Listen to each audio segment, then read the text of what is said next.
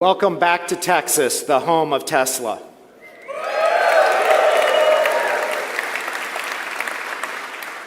My name is Brandon Earhart. I'm the General Counsel and Corporate Secretary, and welcome to your 2025 Annual Shareholder Meeting.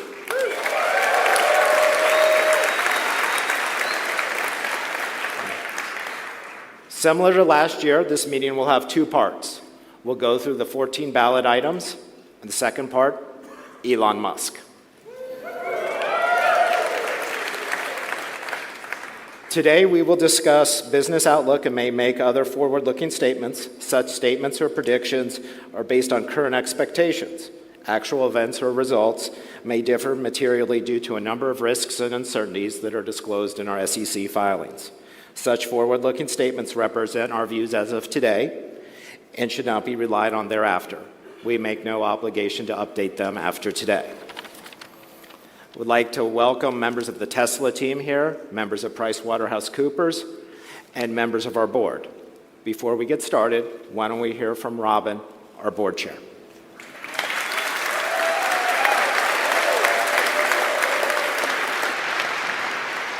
Well, good afternoon, everyone. It's wonderful to welcome you all to the 2025 Annual Shareholder Meeting.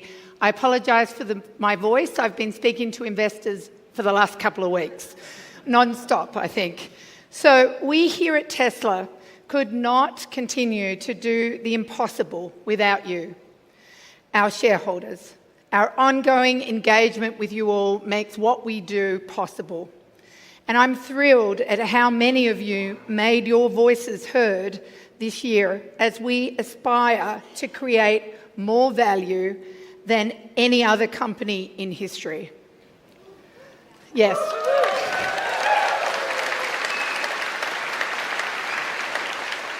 Without your support, we could not have reached the heights that we've already demonstrated over our relatively short yet storied history. As we further expand our ambition in our quest to build a world of sustainable abundance, we are excited to continue this partnership. Tesla is at an inflection point. I think I've said that 3,000 times over the last few weeks. And this last year has been a critical one in our history. I want to take some time to review the acknowledgements and achievements by the Tesla team, of which I and my fellow directors are incredibly proud of. We continue to redefine the automotive industry across production, customer experience, and ownership. Model Y was once again the best-selling vehicle worldwide of any vehicle in 2024. And with the new Model Y released earlier this year, it's now better than ever. Our energy business continues to reach new heights, and we deployed 31 gigawatt hours in 2024, more than double what we achieved in 2023. Fabulous. I love the energy business. And we are actively investing in both of these businesses as we aim to maximise their installed base of production globally. The installed base serves as the platform for our future value, and that creation over time, Tesla will achieve through services such as robotaxi and virtual power plants, powered by our real-world AI. In 2024, through the use of our products, Tesla consumers avoided releasing nearly 32 million metric tonnes of greenhouse gas emissions. And this is a 70% increase year over year.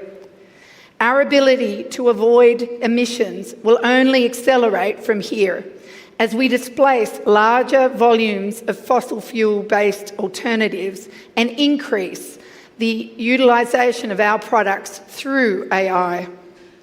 But emission avoidance is not only the thing that we focus on here at Tesla. Improving safety has been paramount to our mission since day one. Our vehicles consistently achieve the highest safety standards when tested across the world. And that safety is increasingly enhanced with autopilot technology. In 2024, our global fleet of vehicles experienced one crash after driving more than 6.8 million miles. That's amazing, 6.8 million miles.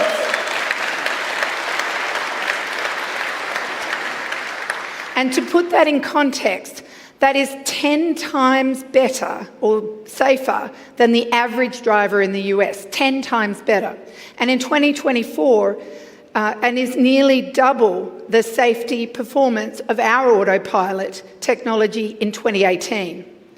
With many enhancements we expect to make from here, we believe our autonomy technology will improve this performance by orders of magnitude. Sustainability extends beyond the impact of product use. The Tesla team continues to focus meticulously, evaluating each step on the product journey, from raw material extraction to intermediate processing, manufacturing, delivery, product use, and the end of life, looking all the way through to making sure that we reduce our resource impact and the resource use, and bringing that to life across the entire sustainable and closed-loop economy.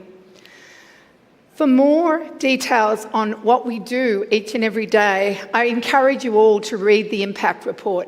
It is an amazing document and it continues to improve over time in terms of what the team is doing. And we are also laser focused on ensuring the resulting prosperity of our efforts can be shared by all. This applies to our employees, our customers, and even those who have yet to enjoy one of our products or engage with our company in any meaningful way. Tesla spends countless hours ensuring that we procure the most responsibly sourced and produced inputs. We maximise the safety of our operations, and that all Tesla employees can benefit from the appreciation of our equity through our incentive programs, and that we continue to bring down the cost of our fabulous products across the range, increasing that accessibility for all. At the end of the day, we here at Tesla are working tirelessly to make the world a better place for all through innovation and grit. To our amazing employees, thank you for all of your hard work in achieving our mission. You are the beating heart of Tesla, and we cannot continue to deliver without you. To the management team who never get a shout out, thank you for your huge efforts.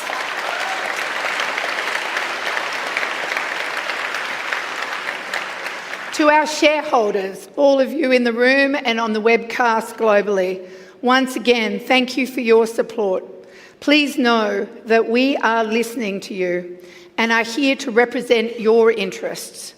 You are the owners of the company, and your voices, your perspectives, and your input are critical to what we do here at Tesla each and every day. My fellow directors and I serve you as your fiduciaries and oversee Tesla's mission, purpose, and strategy, and these responsibilities are in our minds every day. I would also like to take this opportunity to thank my fellow directors for their diligence, their dedication, and their tireless efforts.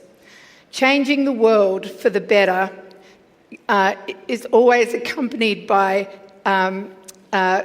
difficulties. And what I can say is that you can't do it by checking the boxes and just reviewing PowerPoint presentations.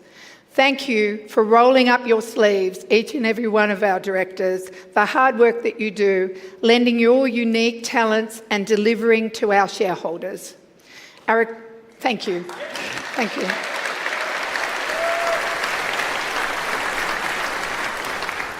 Our accomplishments have been hard-earned, and these last several years have not been without their challenges.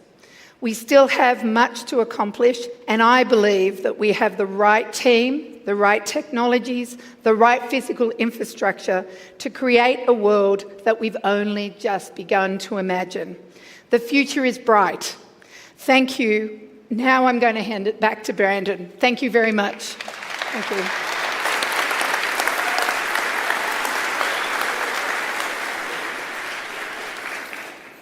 Thank you, Robin. I will now call the meeting to order. It is 3:25 p.m., and I declare that the polls are now open. We have already received over the past few weeks voting proxies from our shareholders. However, if you wish to vote your shares now, you may do so on the online portal or with the ballot boxes you received at the front. Tesla has appointed Tony Carridio, a member of the Carridio Group, to serve as our Inspector of Elections. In addition, Broadridge Financial Solutions has certified that starting on September 17, 2025, the proxy materials or notice of internet availability of the materials were sent out or mailed to shareholders of record as of September 15, 2025. We have a majority of the outstanding shares represented at the meeting, so I declare that a quorum is present. We now will proceed with the meeting. The items of the agenda are as follows. There are 6 Tesla proposals. The election of our 3 Class 3 directors, Ira, Joe, and Kathleen, to serve a term of 3 years until their successors are duly qualified. Number 2, to approve say-on pay on a non-binding advisory basis. 3, to ratify the appointment of PricewaterhouseCoopers LLP as our independent registered public accounting firm for fiscal year 2025. 4, to adopt amendments to our organizational documents to eliminate certain supermajority voting requirements. 5, to amend and restate the 2019 Equity Incentive Plan.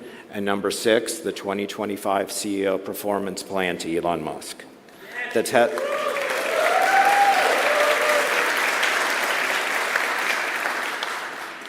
The Tesla board has recommended that all our shareholders vote for each of the director nominees and for the Tesla proposals except for the one on supermajority voting where no recommendation has been made.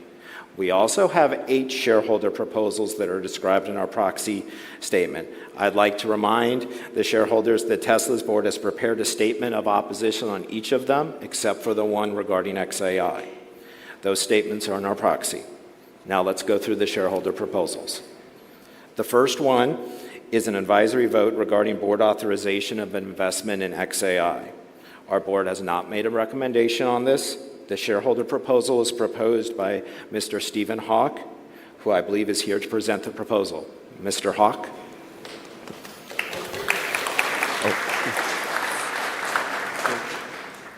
Thank you so much. Good afternoon, ladies and gentlemen. Fellow shareholders, Elon, and esteemed board members, thank you for this historic opportunity. I am Stephen Hawk, shareholder since 2012. It's truly my honor to present shareholder proposal number 7. The proposal is simple. I urge the board to exercise its discretion and authorize a strategic investment in XAI in some meaningful way, sooner rather than later. This isn't just capital, it's about formalizing Tesla's role as a leader in autonomous intelligence, turning AI into our new book, not just a new chapter. Tesla has always been an AI company, revolutionizing transportation, energy, and robotics through FSD and Optimus. But as we approach the singularity during this tsunami of AI, outsourcing our brain to external providers risks misaligned goals, data vulnerabilities, and lost innovation. XAI, founded by Elon, is different. It is maximally truth-seeking, curiosity-driven, and aligned with humanity's best interests, like Tesla's mission for sustainable abundance. XAI was seeded with Tesla talent, enabling bidirectional flow for highest caliber staff attraction and retention. Integrating Grok models within our vast real-world data would further supercharge FSD for safer vehicles, empower Optimus to navigate complex worlds, and to optimize energy grids. Think vertical integration of Tesla as a neural link of AI platforms, controlling the coming Optimus army with prudent stewardship. Financially, it's a no-brainer. XAI's explosive growth could yield massive returns, strengthening our balance sheet amid EV pressures, with Elon's stewardship the best for shepherding AI safely. Conflicts are minimal. Board oversight ensures fairness. XAI needs Tesla more than vice versa. But together we foster human happiness, consciousness, and meaning beyond work, shifting purpose from labor to truth-seeking in a world of abundance. Shareholders, we can't be spectators. Tesla must actively participate. Let's not outsource our destiny, but rather own it and maintain power, control, and safety. I call on the board to formalize this investment relationship and on you to support it. Thank you to Elon, and special thanks to Tesla Boomer Mama, Alexandra Mertz.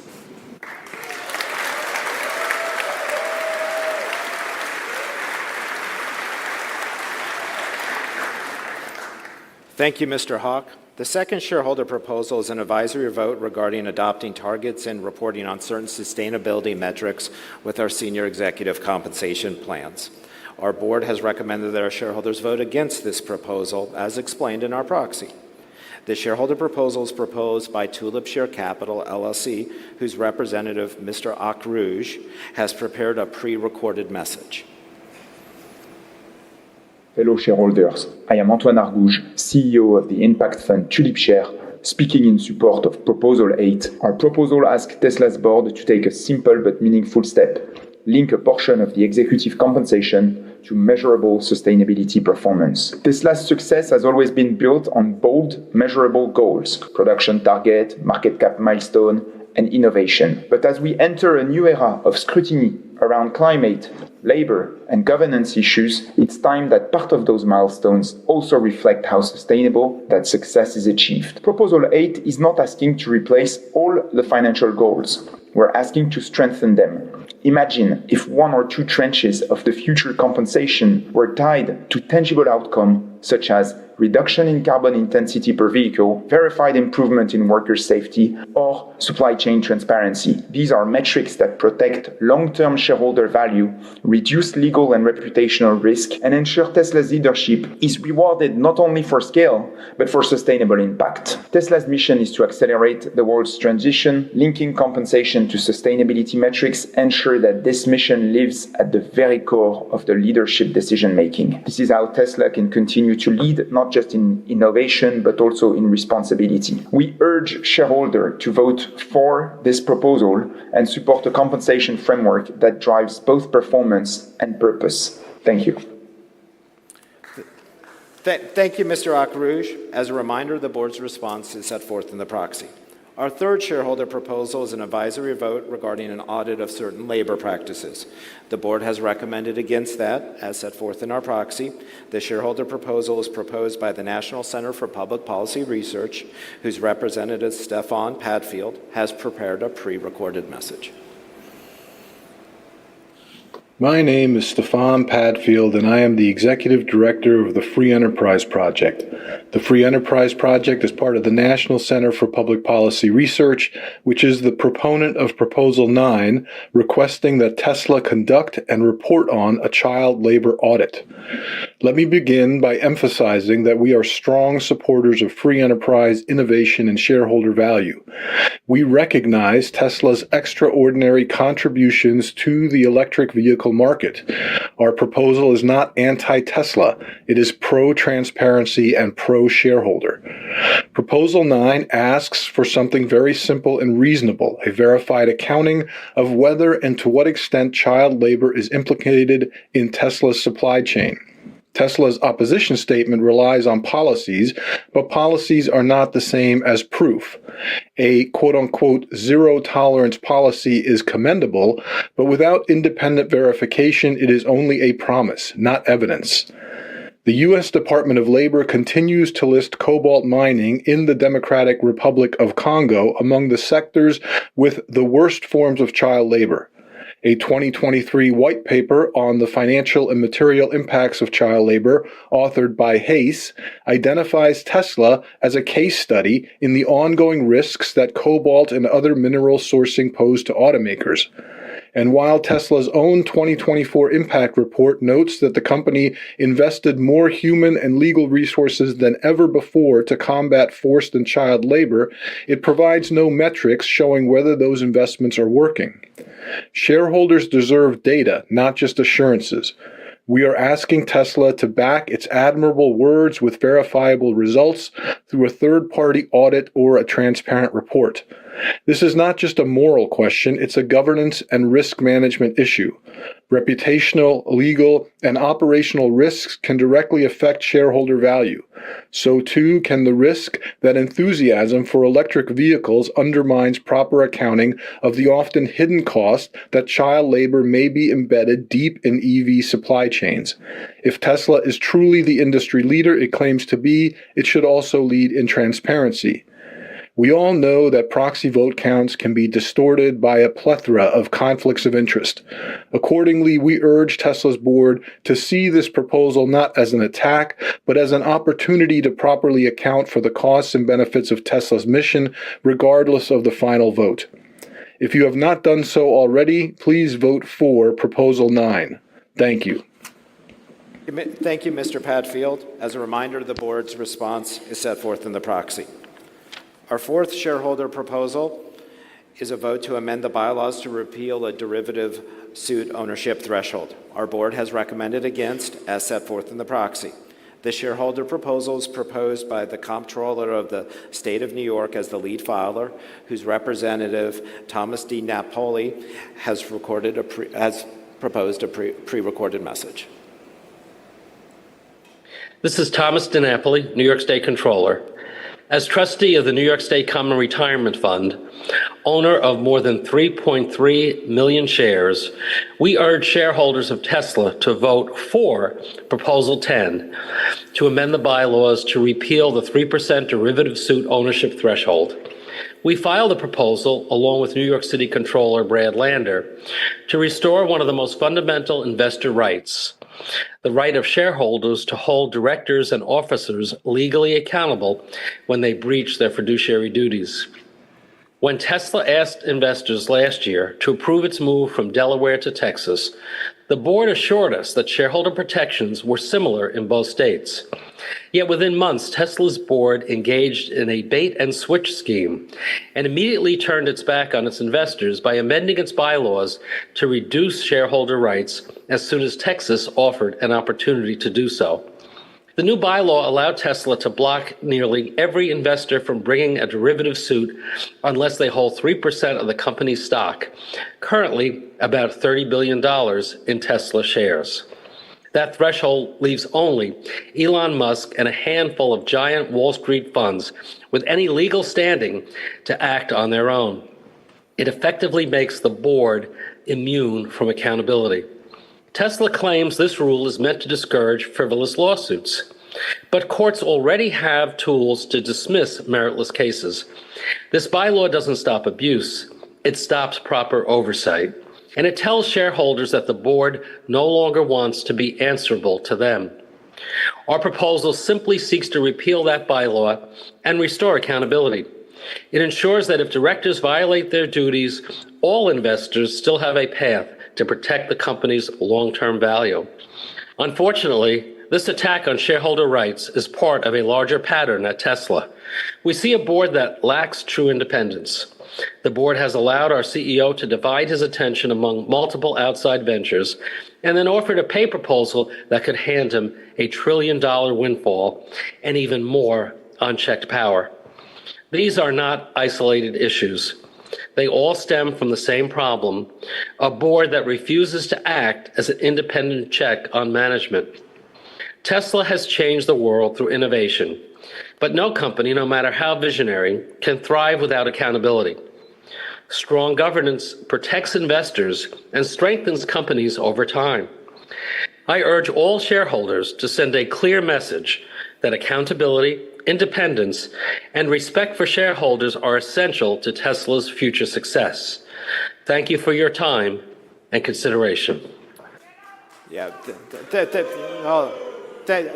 you, Mr. DiNapoli. The board's response is set forth in the proxy. The fifth shareholder proposal is a vote to amend Article 10 of the bylaws. The board has recommended that our shareholders vote against it, as set forth in our proxy. This shareholder proposal is proposed by the Treasurer of the State of Illinois and trustee of the Bright Directions College and Savings Trust as the lead filer, whose representative, Michael Ferrix, has prepared a pre-recorded message. Fellow Tesla shareholders and members of the board, my name is Michael Ferrix. I serve as Treasurer for the State of Illinois and as trustee of the Illinois College Savings Programs. I'm here to present Proposal 11, which asks Tesla to adopt a simple investor protection. If the board chooses to impose more restrictive requirements for submitting shareholder proposals, as newly permitted under Texas law, those changes must be ratified by a supermajority of shareholders. At its core, this proposal is about protecting shareholder rights. If the board decides to limit our ability to submit proposals, this amendment ensures that shareholders have the final say. It helps to ensure that Tesla remains aligned with the will of its investors, plain and simple. Now, why is this important? Tesla is navigating a period of volatility, leadership transitions, intense competition, and heightened scrutiny from regulators and customers. In times like these, strong governance and active shareholder input can be critical.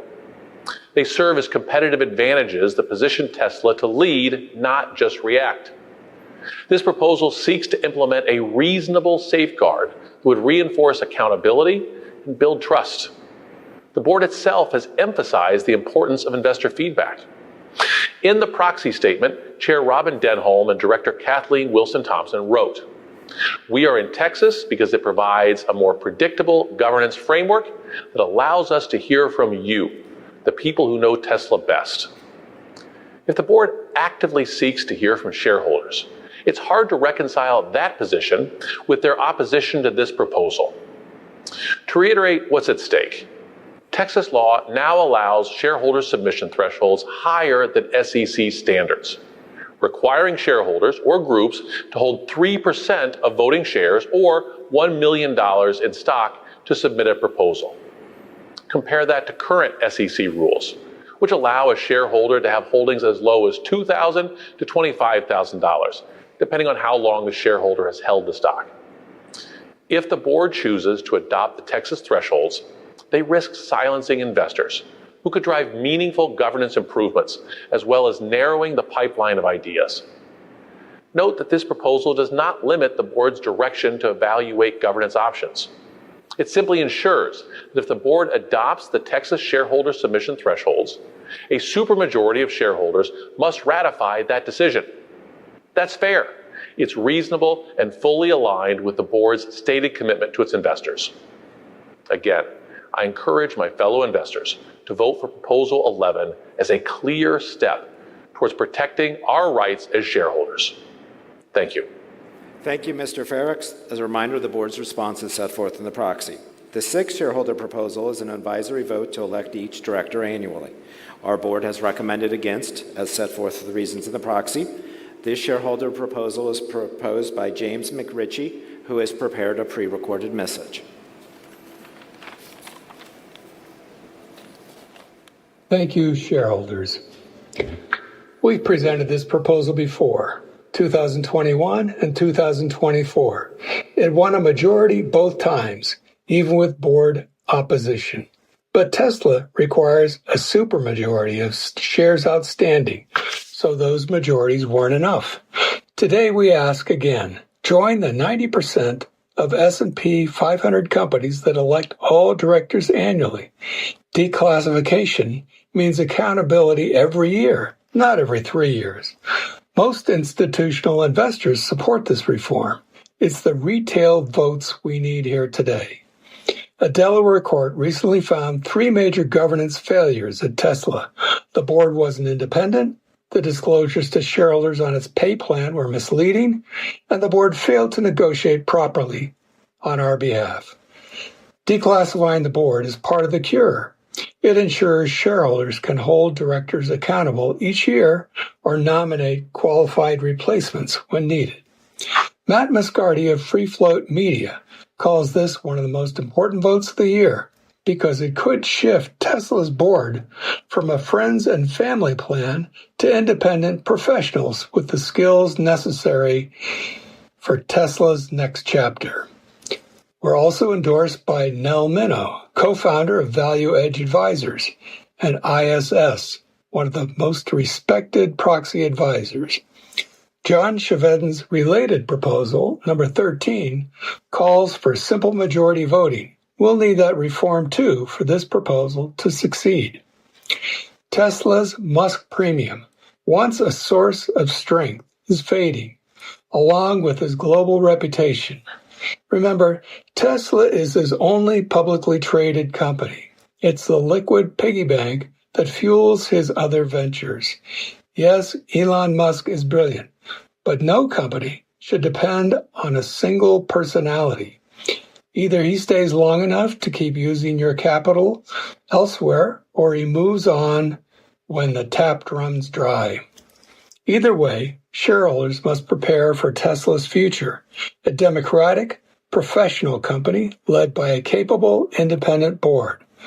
Let's build Tesla to attract customers, employees, and investors who all contribute to its innovations. Vote for proposal number 4, declassify the board. Vote for proposal number 13, eliminate supermajority requirements. Together, let's restore accountability, independence, and trust at Tesla. Vote now before the polls close. Your vote can make a real difference in Tesla's future and your future as well. Thank you. Thank you, Mr. McRitchie. As a reminder, the board's response was contained in the proxy. Our 7th shareholder proposal is an advisory vote regarding a proposal to 154% at last year's meeting. Our board has recommended against for the reasons set forth in the proxy. This shareholder proposal is proposed by John Chevedden, who is on the line to present this proposal. Mr. Chevedden.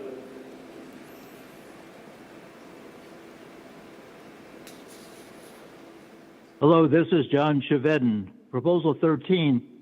This proposal is about Tesla being governed by a Democratic majority vote standard. This Proposal 13 is proud to be on the same topic as the Tesla Proposal 6. Shareholders request that Tesla take the steps necessary so that each voting requirement in the Tesla charter and bylaws that calls for a greater than simple majority vote be replaced by a Democratic requirement for a majority of the votes cast for and against such proposals, or a simple majority vote standard. It is important to vote for both Proposal 13 and Proposal 6, which are on the very same topic. In fact, it's more important to vote for Proposal 6 because Proposal 6 is a binding proposal, and this Proposal 13 is an advisory proposal. It is important to vote for Proposal 13 because Proposal 13 is a backup proposal in case the Tesla Proposal 6 does not get enough votes. This Proposal 13 has one advantage over Proposal 6 in that it requires less votes to be approved by shareholders than the Tesla Proposal 6, since this Proposal 13 is an advisory proposal. But it's still important to vote for both proposals. Adoption of Proposal 6 will pave the way for annual election of each Tesla director sooner than this Proposal 13. Annual election of each Tesla director will tend to keep Tesla directors away from their current status as being lapdog enablers for Mr. Musk and Mr. Musk's outrageous executive pay and Mr. Musk's outrageous distractions from Tesla. Please vote yes for Tesla being governed by a Democratic majority vote standard, Proposal 13, and vote for the Tesla Proposal 6 on the same topic. Thank you, Mr. Chevedden. As a reminder, the board's response is set forth in the proxy. Our 8th and final shareholder proposal is an advisory vote to seek shareholder approval before adopting certain bylaw amendments pursuant to Texas law. The board has opposed it for the reasons set forth in the proxy. This shareholder proposal is proposed by Eric and Emily Johnson and Bryce Matherin as co-filers, whose representative Bruce Abear from New Ground Social Investment has prepared a pre-recorded message. Good afternoon. I'm Bruce Herbert of Newground Social Investment in Seattle, and I stand to move proposal number 14, a simple request that Tesla hold a vote before adopting any bylaw that would restrict the ability to file a shareholder proposal. Here's why this matters. Texas recently passed a law that allows companies to set sky-high barriers to shareholder participation. Instead of the SEC's current one-year ownership threshold of $25,000, these Texas rules would require owning $1 million of stock or 3% of the company, in Tesla's case roughly $30 billion, before one could file a proposal. And Tesla could enact this without a shareholder vote, simply by issuing a notice. This is not shareholder democracy. It's silencing shareholders, like nearly every one of us in this room, whether you are an individual, retiree, or institution.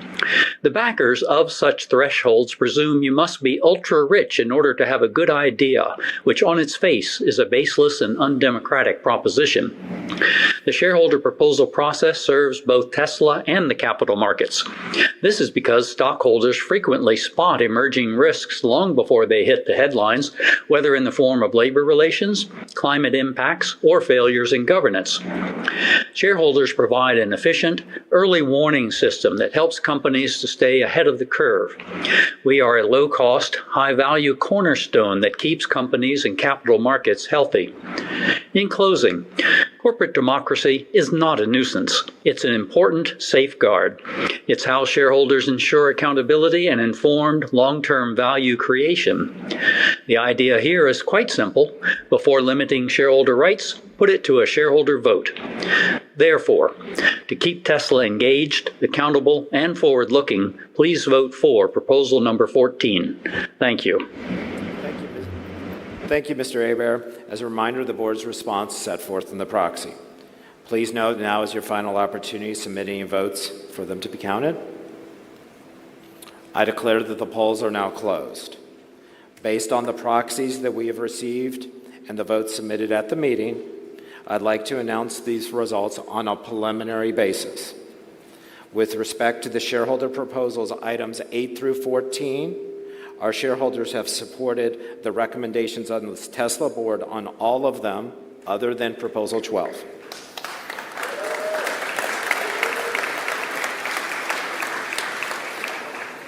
With respect to Proposal 7 regarding XAI, while we have received more votes in favor than we did in against, there were a significant number of abstentions.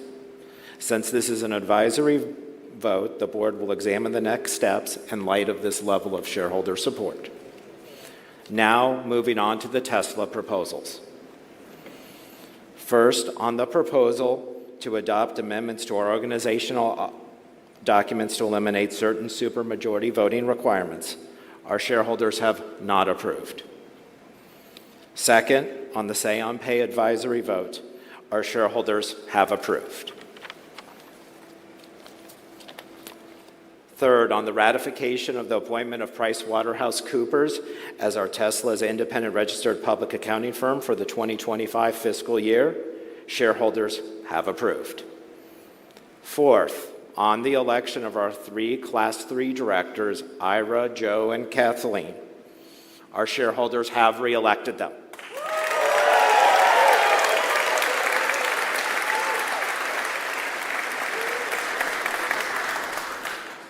Fifth, on the amended and restated 2019 Equity Incentive Plan, our shareholders have approved.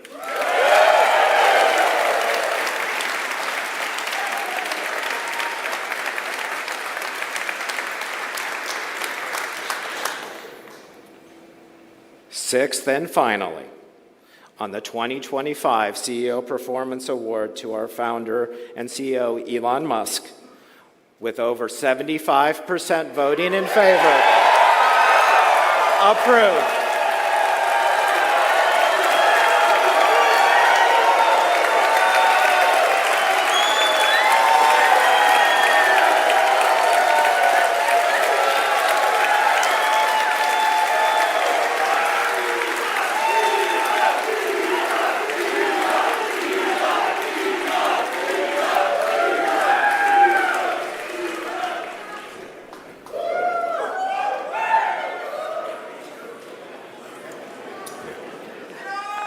I declare this meeting is now closed.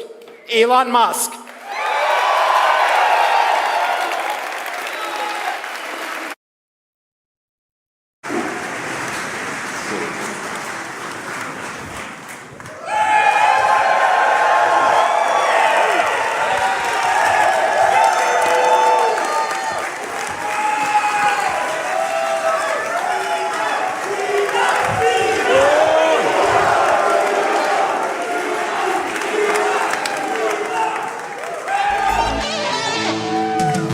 Welcome.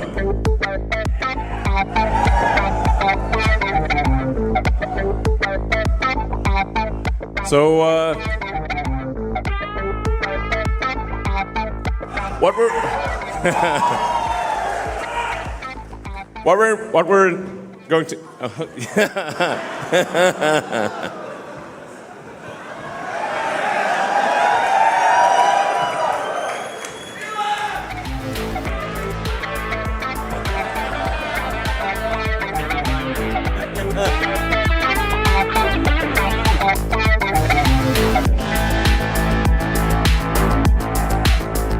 And those bots are just dancing. There are no wires. Those are actual robots.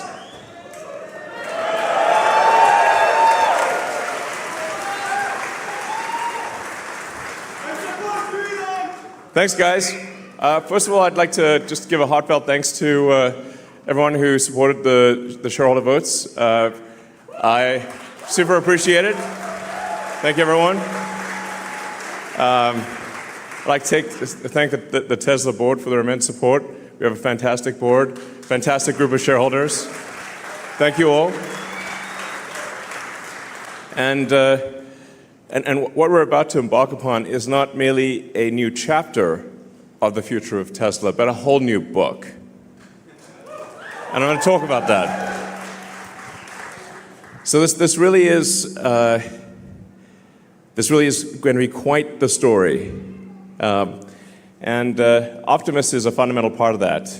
The sheer scale of Optimus, I mean, I'm going to say a bunch of things that probably I shouldn't say, but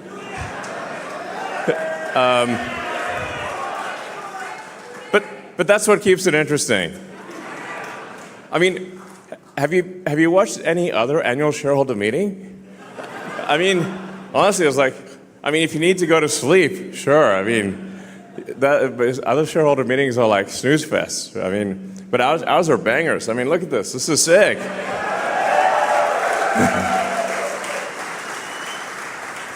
We got like the cyberpunk nightclub here with real robots just standing there and milling around and dancing. And around our engineering headquarters in Palo Alto, the robots are just walking around the office 24/7 with no one minding them. And then they go charge themselves. And so the scale of Optimus, like I said, that's really going to be something else. I think it's going to be the biggest product of all time by far. Yeah. So, like bigger than cell phones, bigger than anything. I guess the way to think about it is that every human on Earth is going to want to have their own personal R2-D2 C-3PO. So who wouldn't? But actually, Optimus will be even better than that. R2-D2, it's kind of would beep at you, and it's kind of hard to figure out what he's talking about. You need C-3PO to translate. But Optimus is going to be, everyone's going to want one. I think in terms of industry providing products and services, I think it's probably, 3 to 5 robots in industry for every, one that's a personal robot. I think there could be tens of billions of Optimus robots out there. Now, obviously, it's very important we pay close attention to safety here, because we do want the Star Wars movie, not the Jim Cameron movie. I love Jim Cameron's movies, but you know what I mean. So,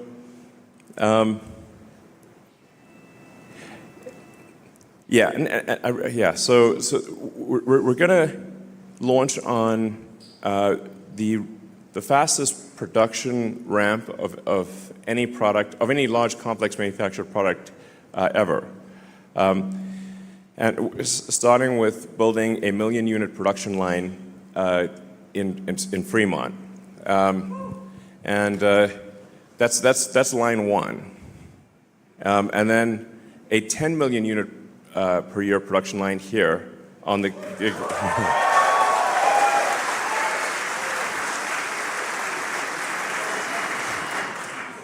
I don't know where we're going to put the 100 million unit production line.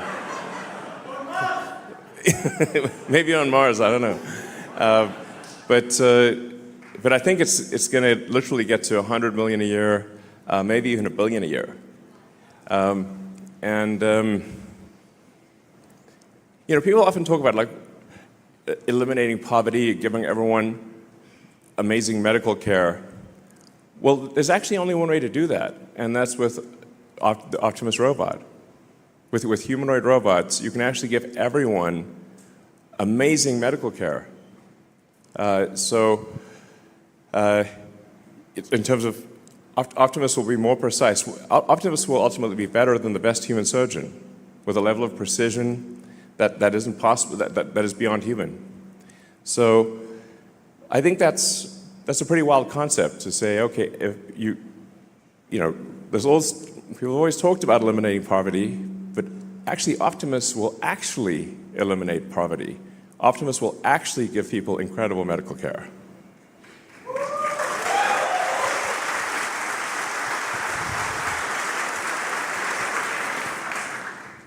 So, so you start getting like sort of some pretty wild sci-fi sort of scenarios where, and some of these things I say will obviously be taken out of context and used in snippets and sent around, but whatever. I'm still going to say them. I think we may be able to give people a more, if somebody's committed crime, a more humane form of containment of future crime, which is if you say like you now get a free Optimus and it's just going to follow you around and stop you from doing crime. But other than that, you get to do anything.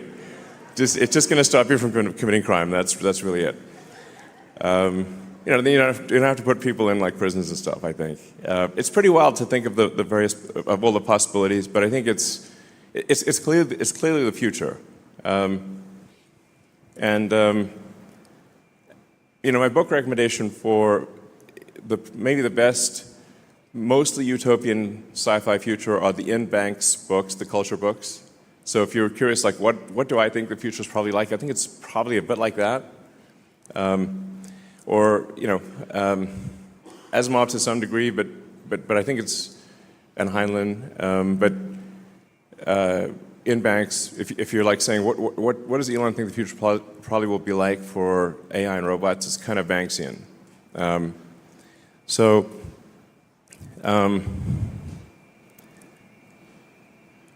Now, and things do get kind of wild from an economic standpoint. Because at a certain point, with AI and robotics, you can actually increase the global economy by a factor of 10 or maybe 100. There's not like an obvious limit.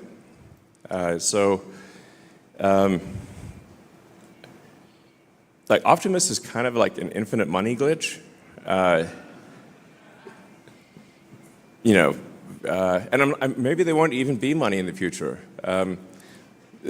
Or money might be measured in terms of wattage, like how much power can you bring to bear from an electrical standpoint. I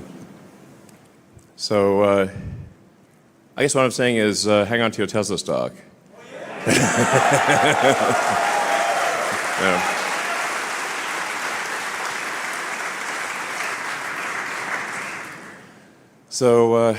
Man, it's pretty wild. You're welcome. Let's see. I think we've got some slides to go through. I'm going to say ad-lib a lot of this stuff, but so when we started Tesla, the goal was to accelerate the advent of sustainable energy, and that's what we've done. I think Tesla has really led the way with electric vehicles, with battery packs, with a lot of solar, and many other companies have then followed our lead and done that. And electric cars, which used to be non-existent, are now prevalent. And the Model Y, for example, is the #1 selling car of any kind on Earth.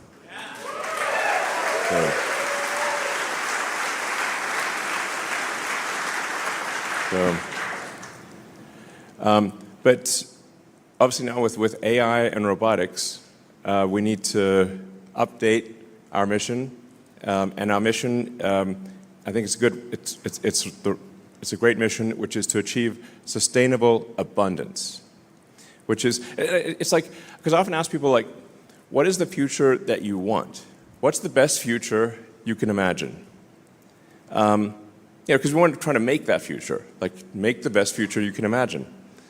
And I guess probably the best future is if people, can have whatever they want from a goods and services standpoint or medical standpoint, but at the same time we don't destroy nature, and we keep the rainforests and the beautiful national parks and all that stuff.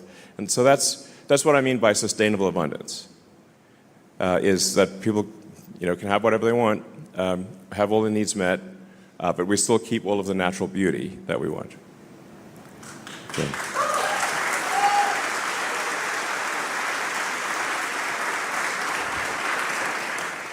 I mean, if somebody can think of a better future, I'm all ears. But I think that's probably the best way to go. So yeah. Let's see. So. Yeah, as you know, every Tesla is designed to be autonomous. So it's sometimes difficult to explain to people if they've not. In fact, I'm sure you've all encountered this, where you try to tell people that the Tesla can drive itself, and they think you're crazy or something. I mean, especially apart from the Cybertruck, our cars look pretty normal. I mean, they're good-looking cars, but they don't look super. They look normal.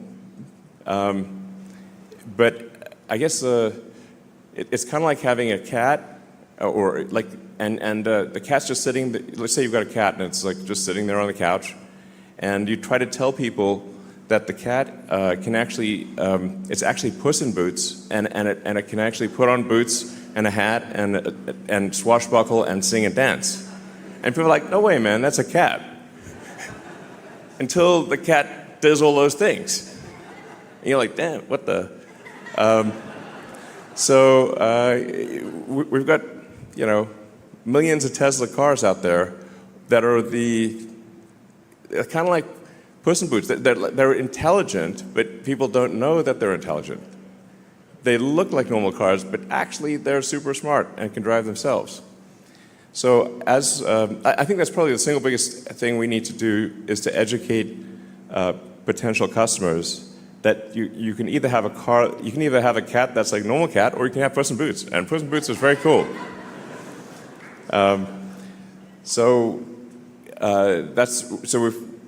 These days when people come to our stores, or even people that have the car haven't turned it on, we find, and sometimes people have paid for FSD and haven't turned it on. We're like, what? You should at least try it once. And so now the sales team.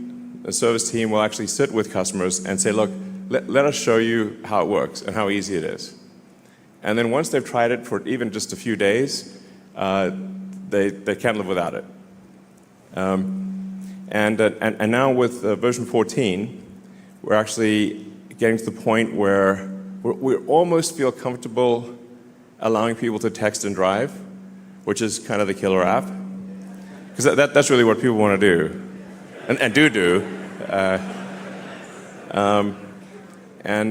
Actually, right now the versions, the car's a little strict about keeping your eyes on the road. But I'm confident that in the next month or two, we're going to look closely at the safety statistics, but we will allow you to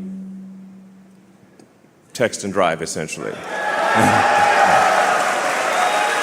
Yeah. So, yeah.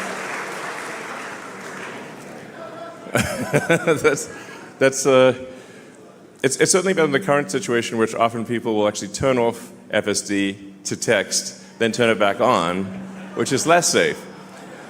So yeah, that's probably the single biggest thing is just get people aware of FSD.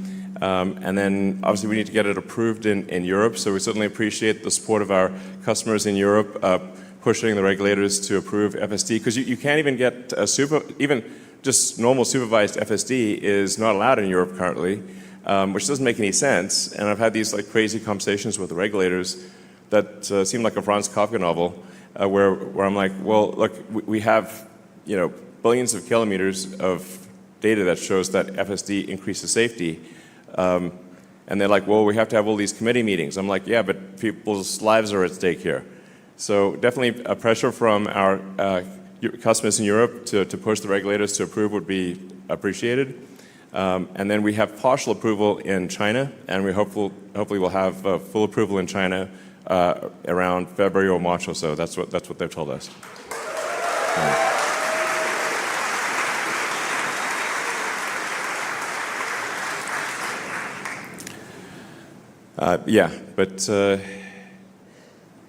The fact that every Tesla car is capable of full self-driving, every car we build and have built for the last several years is capable of full self-driving is pretty wild, and most people don't know that. So, and then we've got the first car that is specifically built for unsupervised full self-driving to be a robotaxi. It's called a cybercab. It doesn't even have pedals or a steering wheel. Yeah. So there's no side view mirrors. There's no So it's very much optimized for the lowest cost per mile in an autonomous mode. And that production is happening right here in this factory, and we'll be starting production in April next year.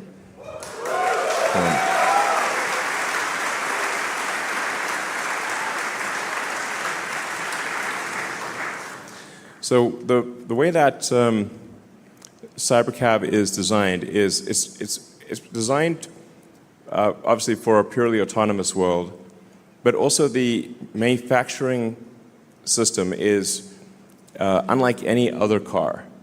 The manufacturing system of the Cybercab it's closer to a high volume consumer electronics device than it is a car manufacturing line. So the net result is that I think we should be able to achieve, I think, ultimately less than a 10-second cycle time, basically a unit every 10 seconds. Maybe ultimately take a few years to get there, but it's theoretically possible to get to a 5-second production time.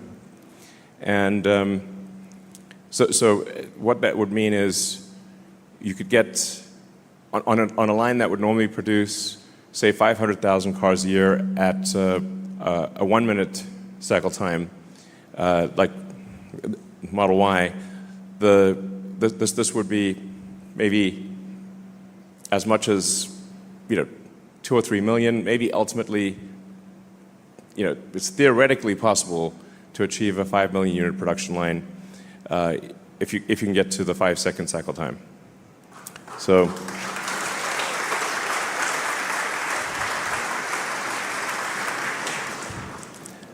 It's a lot of cars. So these will be everywhere in the future. So, and we wanted to look futuristic, so it changes the look of the roads. Now, the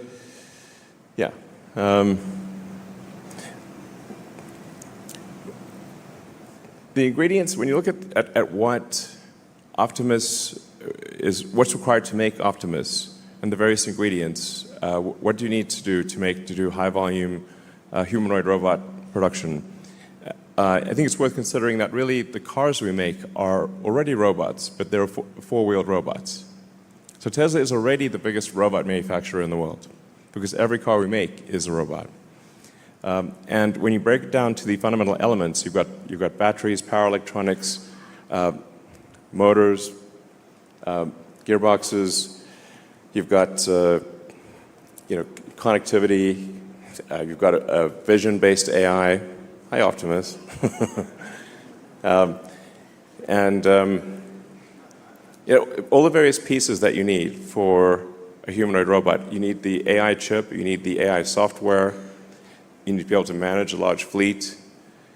And so really Optimus is a robot with arms and legs as opposed to a robot with wheels. So Tesla's ideally suited, I think, to succeed in this arena. You will see certainly many companies showing demonstration robots. There's really three things that are super difficult about robots. One is the engineering of the forearm and hand, because the human hand is an incredible thing, actually. It's super dexterous. So engineering the hand really well, the real-world AI, and then volume manufacturing. Those are generally the things that are missing. One or more of those things are missing from other companies. So Tesla is the only one that has all three of those. So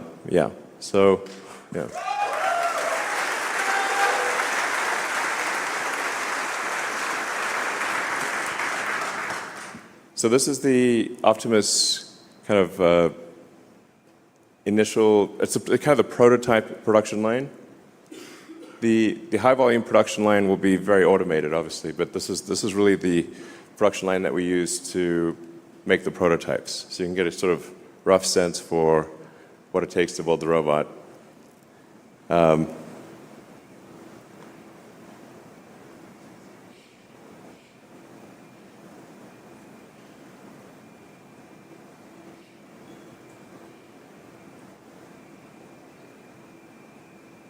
Got to pull the finger.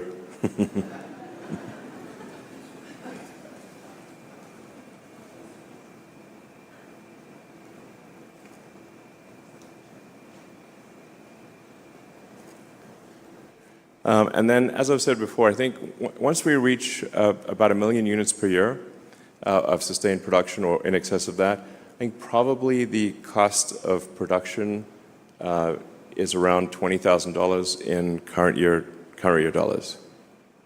So this will be certainly very affordable. Like I said, I think Optimus will ultimately increase the size of the economy probably by a factor of 10 or more. Next year we start production with Optimus version 3. What you're seeing here is Optimus version 2.5. Optimus 3 is an incredibly good design. The Tesla engineering team is amazing. When you see Optimus 3,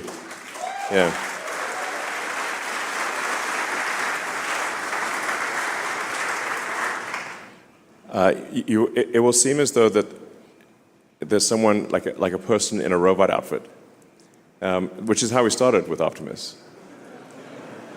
It really is going to be something special. And then Optimus 4,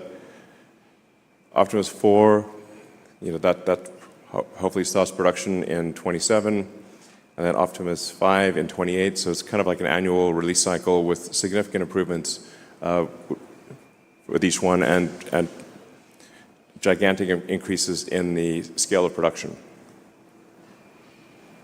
So sustainable abundance via AI and robotics. That's the future we're headed for.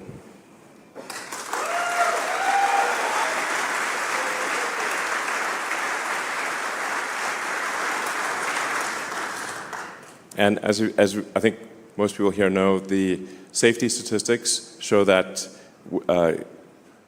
miles driven on FSD are much safer than miles driven without it. So what this will translate to ultimately is saving the lives of millions of people and preventing hundreds of millions of accidents. So a massive increase in lives solved and tragedies avoided. It's going to be amazing.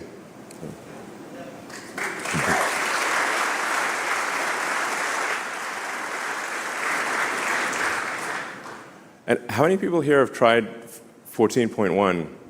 Okay. All right, cool. Yeah, you can see even with the point releases, it's getting quite a bit better. It should be pretty smooth at this point. But really 14.2 there are major changes with 14.2 and then 14.3. I think by 14.3 is when we'll really be at the point where you can just pretty much fall asleep and wake up at your destination. So.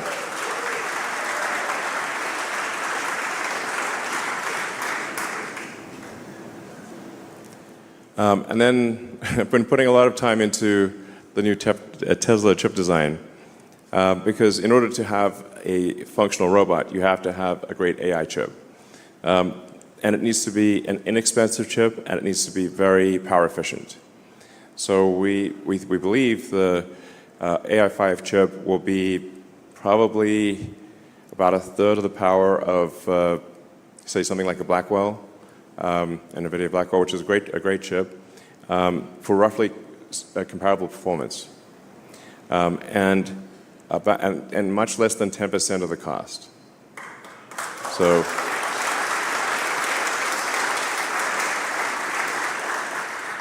This is a chip that is very much optimized for the Tesla AI software stack. So it's not meant to be a general purpose chip. It's meant to be an amazing chip for the Tesla AI software. I mean, a couple things that I think how is Tesla able to achieve such an improvement? I think it is because we are specialized. We're not trying to. NVIDIA has to serve the superset of all past and future customers. So all of their requirements, all of the software that they've written has to work, which is a very difficult problem. Whereas we just need to make it work for our software. And so we're able to simplify the chip dramatically. And then we also, I think we're unique in this, but we have an integer-based system. And integer operations are fundamentally more efficient than floating point operations. So we can do floating point, but the vast majority of our inference is done in integer, which is, if you're familiar with sort of logic gates, like the simplicity of integer, and integer is much more power efficient, much more silicon efficient, but you actually have to train for integer inference, which everyone else is training for floating point.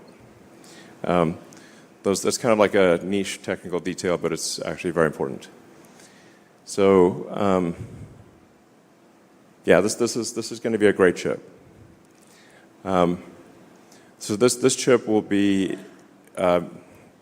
made in basically in 4 places: TSMC Taiwan, Samsung Korea, TSMC Arizona, and TSMC Texas.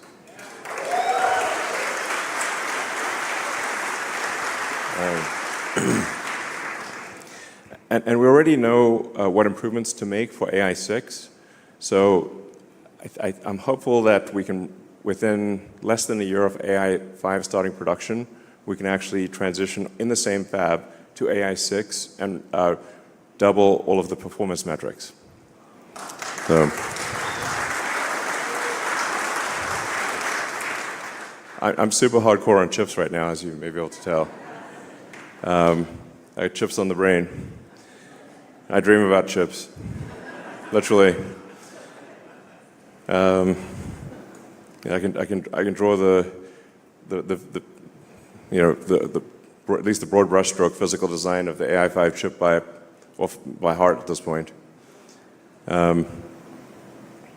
It's a good chip. It's a good chip, sir. So this is really key. Now, one of the things I'm trying to figure out is how do we make enough chips? I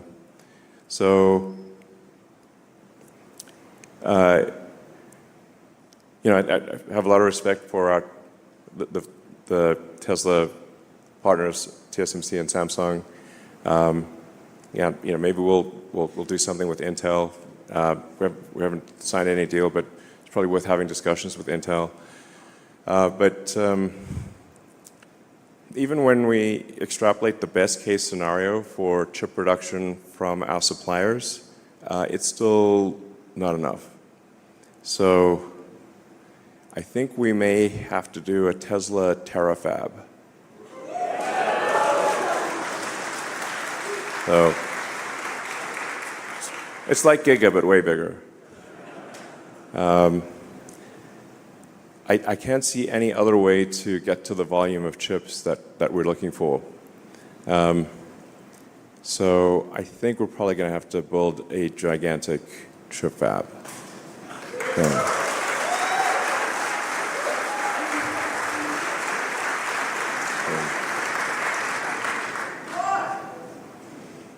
It's got to be done. So anyway, some of the stuff I've already talked about. We've done a tremendous amount for sustainable energy, and that's only going to grow over time. The world is moving towards a solar battery economy, which is ultimately that's where it was going to go anyway. But what Tesla's done is accelerate that outcome. Sometimes people don't understand quite how much energy comes from the sun. So the sun is 99.8% of all mass in the solar system, Jupiter being 0.1%, and then 0.1% is miscellaneous, Earth being in the miscellaneous category. So the total amount of energy, sometimes people say, well, we'll build fusion reactors on Earth. It's like, well, actually, the giant fusion reactor in the sky is basically impossible to beat. To such a degree that even if you could burn Jupiter in a thermonuclear reactor, the amount of energy produced by the sun would still round up to 100%. That's how much energy the sun produces. So solar power is necessarily the future. And I think there's going to be a lot of solar-powered AI satellites. And I think Tesla's going to play a role in that.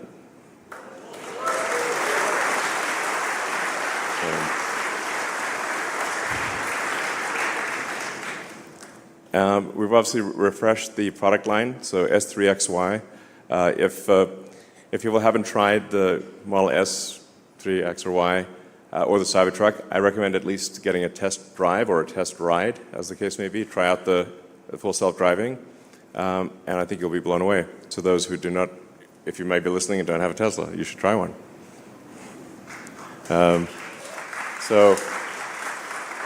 And of course, we've got the Cybertruck, which is the toughest truck of all time. It's literally bulletproof, faster than a Porsche 911, and can out-tow a Ford F-350.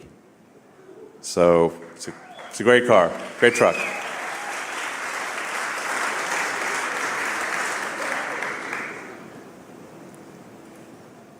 And then starting next year, we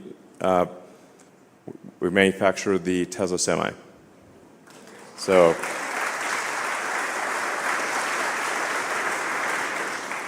this is already, we already have a lot of prototype Tesla Semis in operation. PepsiCo and other companies have been using the Tesla Semi for quite some time. But we will start volume production at our Northern Nevada factory in 2026. So we got two big products, or three massive products starting production next year. We've got Optimus, we've got Tesla Semi, and we've got the Cybercab. So,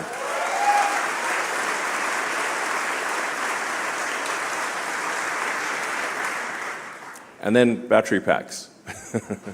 So if you look at total U.S. power generation capability, it's roughly a terawatt. But the average power usage is less than half a terawatt. And that's because there are big differences in power usage between day and night.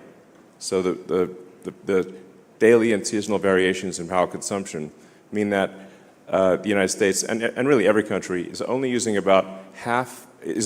about half as much electrical energy as it could. Because without batteries, there's no effective way to buffer the energy. So what batteries actually enable is, even if you don't build any incremental power plants, you could double the energy output of the United States just with batteries. This is a super big deal. And in fact, I think that's really where most of the incremental energy production in the United States is going to come from, is literally batteries. So a bigger deal than it may seem.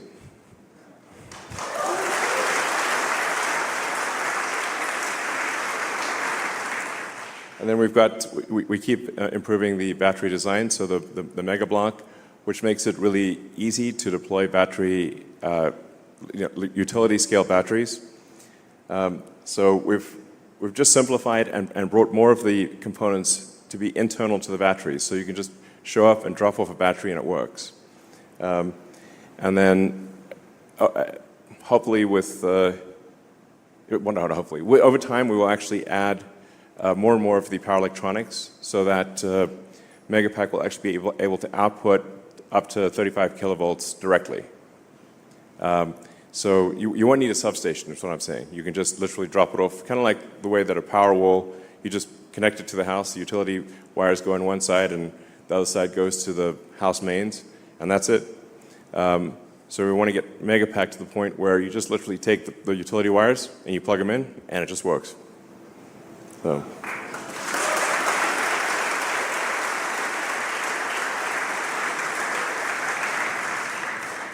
Then we've also built the world's largest supercharger network. So we do a lot of things here at Tesla.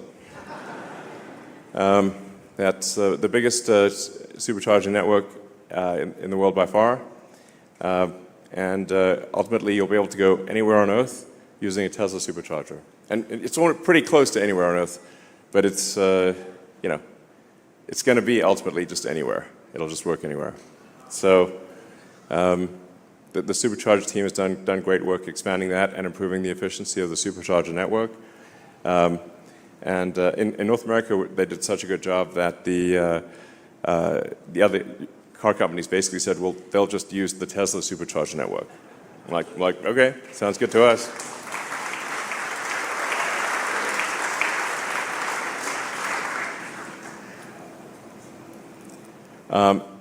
It's always important to have a slide on safety in the factory, so we continue to improve safety for our factory workers. We care a lot about their well-being. Like one way you can just tell if a company is a good company or not, if you just walk through the factory or walk through the office and catch the vibe. And the vibe in the Tesla factory is good. People are happy. That's how you know it's a good company.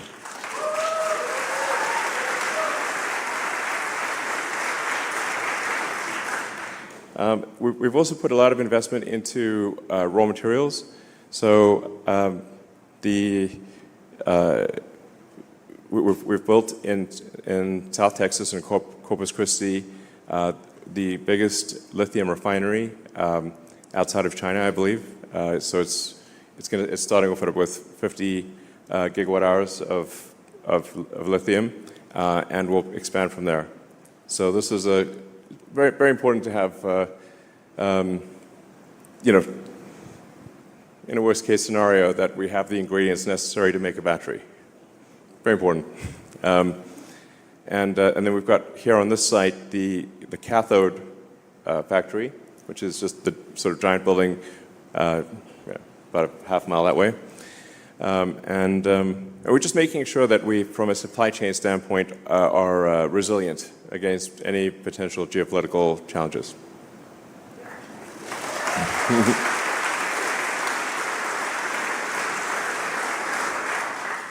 And then also at this factory, we also make the 4680 cell, which is getting better and better. And that 4680 cell will be used in the Cybercab. It is being used in the Cybertruck and will be used in the Cybercab and also in Optimus. So that's going well. But we continue, obviously, to get cells from many suppliers. It's kind of like the chip fab thing. We'll take as many chips as our suppliers can provide us, but then beyond that, if they can't provide us with any incremental cells or chips, we kind of have to make them ourselves or we get stuck. That's the Tesla Semi factory. So it's going to be pretty cool to see these going down the road in scale.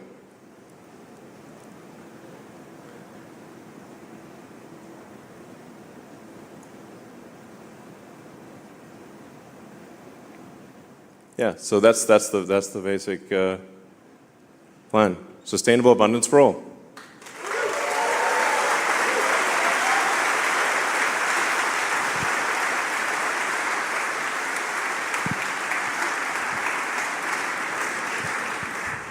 All right, so yeah, I guess we can go into Q&A now.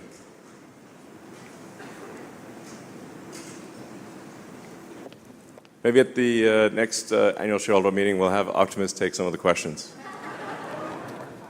That'd be cool.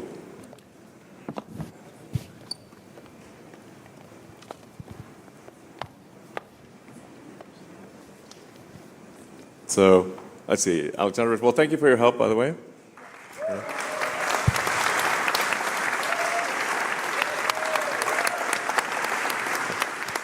Yeah, please go ahead. Thank you. Is that a mic? Is it? No, let me hold it. It's okay.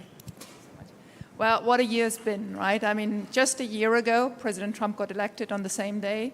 These 12 months have been a heck of 12 months. Thank you to the board, because I think they had to weather quite some storms with institutional investors. And obviously, thank you to you. And we stand with you. I think we showed it, and we will show it everywhere.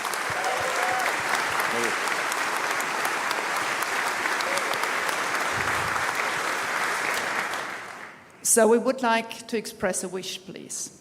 This is a nice venue. We love coming to the factory, and I think it's actually great we're doing this at the factory. But there are thousands of retail investors who are crying because they cannot. They come to me. I love playing the mama, but I now give it to you. Please organize a bigger venue.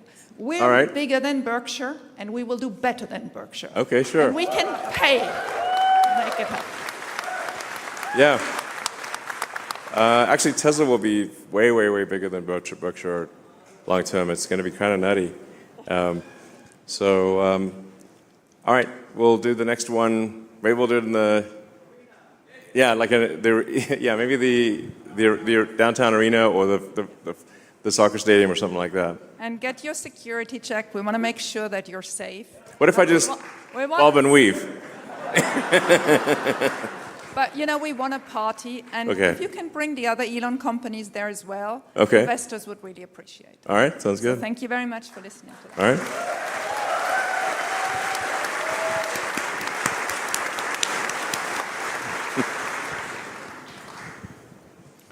Elon, as a father, I just want to first thank you for everything you're doing in the world, especially freedom of speech. Thank you.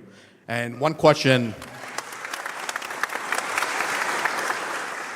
Will you or Tesla ever consider FSD tied to an owner's account rather than a vehicle to encourage more frequent upgrades, provided the transfer is to only a brand new Tesla vehicle while fostering brand loyalty? If the vehicle is sold or traded without upgrade to another Tesla, FSD ownership would end. Well, we have done that a few times. I guess we could extend it again. All right, we'll extend it. We'll extend it for at least another quarter, and then play it by ear after that. All right. Howdy, Elon. Congrats on not having to show up to work for free anymore. Yeah.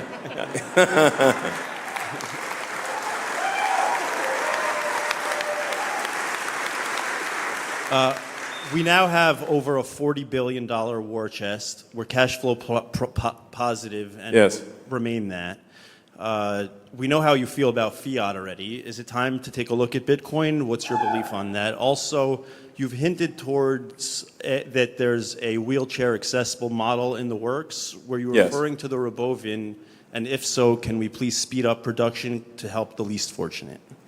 Sure. Obviously we need a vehicle that's big enough to fit a wheelchair, if it's wheelchair accessible. So I think that is the Robovin or Robus or whatever we call it. It's not like we're slowing down because we want to slow down. It's like we're spinning like a zillion plates here. But I do think it would be very cool because I think aesthetically as well, it just would change the look of the roads and make it feel like the future. So it won't be long before we make that. But since we do have Optimus, we've got Cybercab, Optimus, and Semi all next year. We'll probably have to be maybe the year that a couple of years from now or something like that. But we certainly will make a wheelchair accessible vehicle.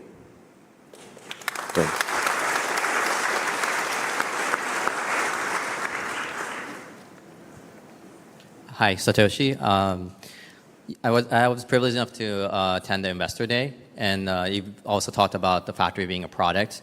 And I saw the dry cathode method and so forth, and I wanted to know the progress in that, and also would Optimus be working on that in the future production line in the future? Yeah, I guess the dry cathode, man, that's turned out to be a lot harder than we thought. It does look like it's going to be successful, and it will have some cost advantage relative to wet cathode. But if I had to wind the clock back, I would probably have gone with wet cathode instead of dry cathode, because it just turned out to be a lot harder to make it, capable of high volume production with super high reliability. But we will be scaling up battery cell production at Tesla, and looking for cell production from our suppliers as well, because we're going to be ramping up production very dramatically at Tesla. So now that we believe we have full self-driving, that we have autonomy solved, or at least are within a few months of having it unsupervised autonomy solved at a reliability level significantly better than human. That means it's time to ramp up production, because the value proposition is now much greater than a regular car. The killer app really is for people: can you text and drive, or can you sleep and drive? Can the car take you to a destination, or do you need to pay attention and have to drive it? And before we allow the car to be driven without paying attention, we need to make sure it's very safe. But like I said, we're on the cusp of that. I know I've said that a few times, but we really are at this point, and you can feel it for yourselves with the 14.1 release.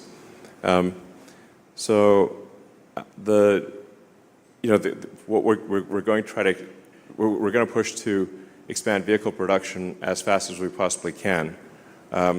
So aspirationally, we'd aim to increase vehicle production by about 50% by the end of next year. So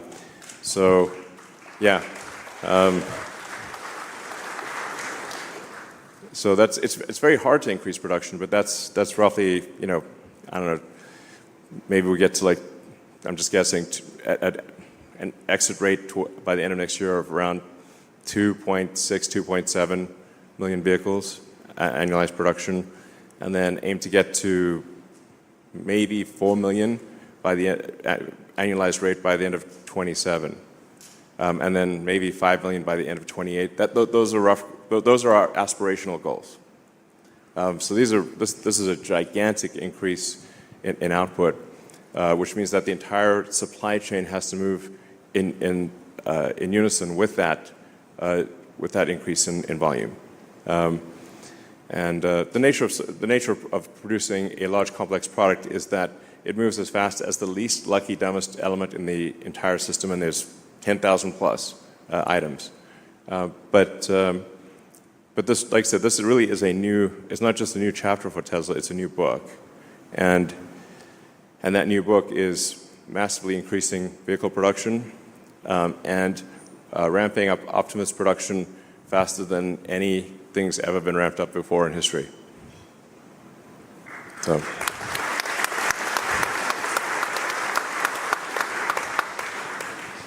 Awesome. Elon, thank you. Thank you from all of us. The retail shareholders really care, and so I echo the sentiment of, a larger venue where more can come. As a testament to that, I was fortunate enough to be here last year, and since then, touring the factory, talking to, people that work here, I'm just a retail shareholder, but increased my holdings 12 times. Mm-hmm. Right? So I know it's really engaging and gives people a confidence, and so thank you for having us, and I do echo that. I hope it grows. Last year, I'm the one that asked you about your well-being and safety. Oh yeah, still alive. And there's a broad, general question, and it was before, some of the uncertainty that's unfolded since then, and yeah. So I hope it had a positive, impact, and we all care. And so my question this year, you've talked recently about the most mind-blowing product demo of all time, and a shot at being the most memorable product unveil ever. Roadster. Yeah. And I have patiently been waiting on my Founders Series Roadster reservation. So on behalf of the Founders Series guys that have stuck in there, can we be invited to this unveil? Oh yeah, sure, absolutely, definitely. Okay. Yes. So all Founders Series can be invited? Yes. I mean, it's the least we could do, frankly, for people that are long-suffering Roadster reservation holders.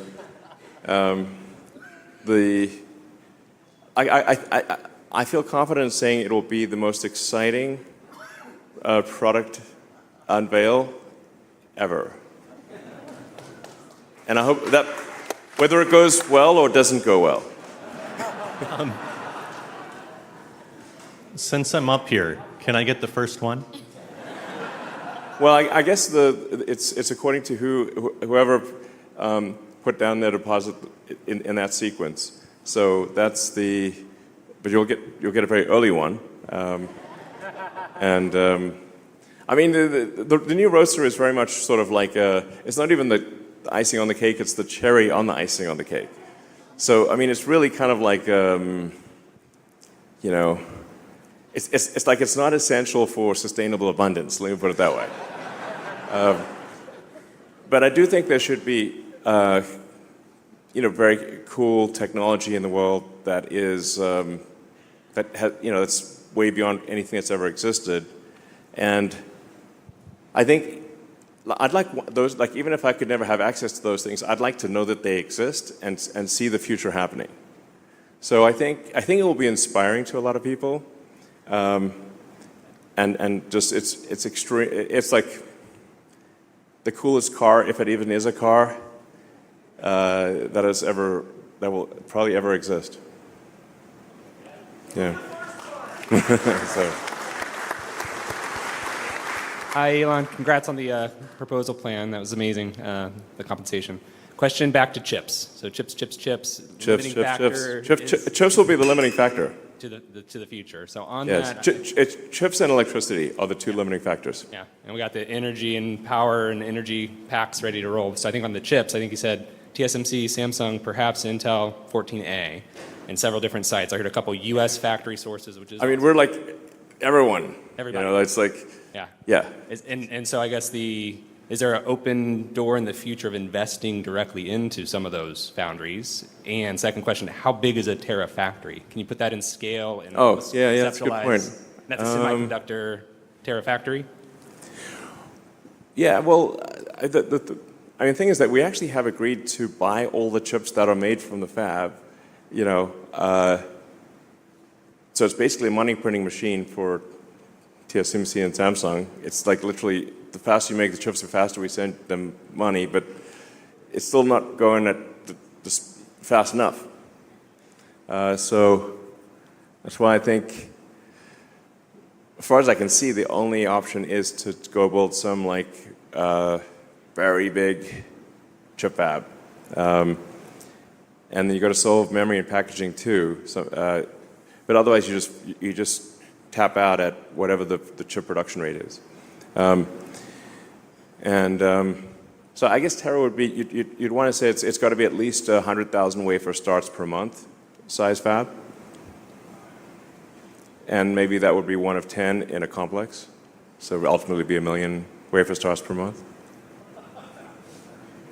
Yeah, exactly. You can tell when it gets the giggle factor, that's probably a good sign that we're onto something special. But I wouldn't be surprised if long term it's like 1 million wafers a month. Yeah. Hi, Elon. I'm a long-term investor, so I've been holding the shares for 12 years. I worked at the Autopilot team development for 10 years, and I brought my dad here from Brazil. We actually won the Tesla Vision contest with the Cybertruck B video, so I hope you get to see that at some point. So thanks for the free Model Y. And my question is about, obviously, market expansion, but not only South America, Brazil, but also into Mars, like with the upcoming rendezvous of Mars and Earth. What's going to be in the payload, you know? What are we going to send there? Well, Optimus is going to play a big role. Well, Optimus and I think Tesla vehicles will play a big role on the Moon and Mars.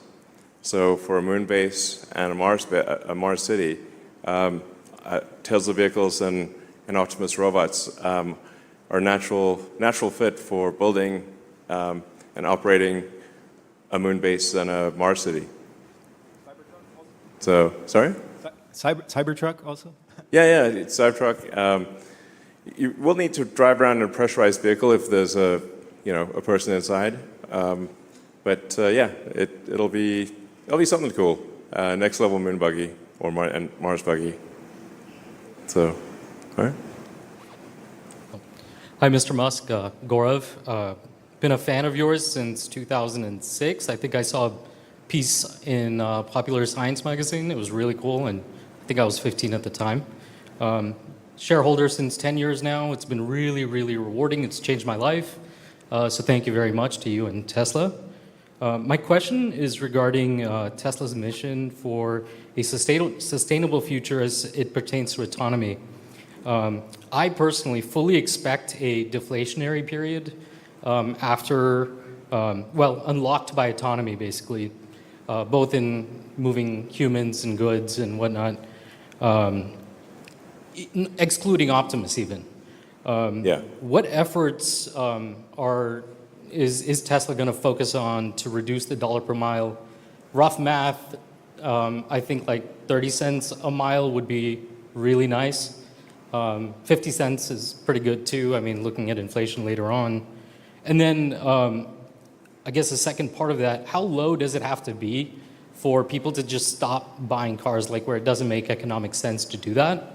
I expect that to affect economies of scale and then further increase the pricing of vehicles there on out. So what is that node at which inflection happens? Well, in terms of cost per mile, I mean, we do see a path with a lot of work to get below 20 cents a mile in current year dollars. I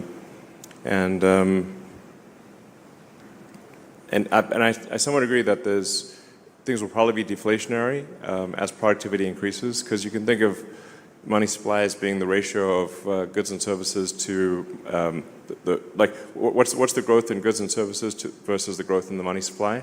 That ratio is basically inflation. And so if the output of goods and services grows faster than the money supply, then you necessarily have deflation, or vice versa.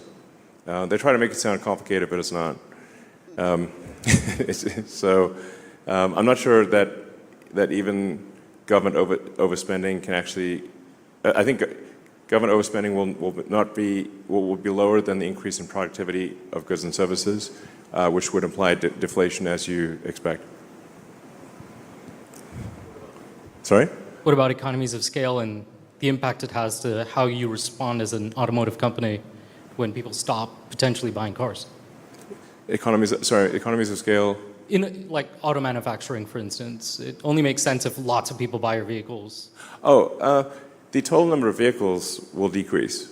The sort of vehicle fleet out there is about 2 billion cars. But 2 billion, if you add up all cars and trucks that are not at a scrapyard, I think it's around 2 billion. But that number would decrease with autonomous vehicles. So the total fleet size would drop. I actually think miles driven will increase because it is now much less painful to travel somewhere. So if somebody's thinking about traveling across a busy city, then they'll take into account, well, how much pain do I have to deal with? If I have to go through 2 hours of traffic, I probably won't do it. But if you're just, say, sitting in a cybercab watching a movie or doing some work, then it's just like sitting in a little lounge. So I think you'll see probably a significant increase in total miles driven, but at the same time, a decrease in the total active fleet of vehicles. I'd just like to reiterate how grateful we all are to have you on board, ready to lead us to another $7 trillion in market cap, at least. At least. Obviously. Thank you. My question is, how much of a concern is it that when Cybercab starts production in Q2 next year, that regulation won't be there yet to where you can deploy Cybercabs being produced? Or are you guys confident that every Cybercab you guys make, you'll be able to deploy? Yeah, I think the rate at which we receive regulatory approval will roughly match the rate of Cybercab production. It'll be maybe a little tight, but it's about right. And I'd like to thank Waymo for paving the path here. It's very helpful. I think we'll be able to deploy all the Cybercabs that we produce. And the other thing is, like, once it becomes like extremely normal in cities, it's just going to become like the regulators will have just fewer and fewer reasons to say no. And then you've got this, you've got the accident statistics at scale, and you can show that autonomous miles save lives. And you've got unequivocal, billions of miles to prove it. Then I think it's hard for regulators to say no. Yeah, true. All right. First of all, Elon, thank you so much for everything you do for the Tesla shareholders. Thank you. Do you see a path for Optimus to have consciousness downloaded to it? You mean human consciousness, or? Yes. Yeah, I mean, it's not like immediate, but if you say it down the road, would you be able to, say, with a neural link, have a snapshot of, or at least an approximate snapshot of somebody's mind, and then upload that approximate snapshot to an Optimus body? I think that at some point that technology becomes possible, and it's probably less than 20 years. Yeah. But of course, you won't quite be the same, be a little different, because you'll be in a robot body, and the mental snapshot will not be precise. It'll be probably pretty close, but not exactly the same. On the other hand, are you the same person that you were 5 years ago? Nope. I mean, a lot of things have changed. But I guess at some point, if you want to be uploaded to a robot body, my guess is that becomes possible. Yeah. Hi, Elon. Space-based data center is a great idea, and I agree with that. Yeah. I was curious on your views on space-based solar power, the idea of beaming down microwave energy down to Earth so that you can just point it to where it needs to go without transmission, without distribution lines, and it's more energy dense, so less land use. Just curious on your views. Well, space solar power, until the advent of something like Starship, where the cost per ton to orbit drops by orders of magnitude, the cost of getting payload to orbit is so high that there was no possibility of space solar power solving anything, really. Now, with Starship, I see a path to Starship cost per ton to orbit being lower than air flight. Like if you were to fly, do a long-distance air flight with cargo, like say took a 747 from here to Sydney, Australia, or something like that. I think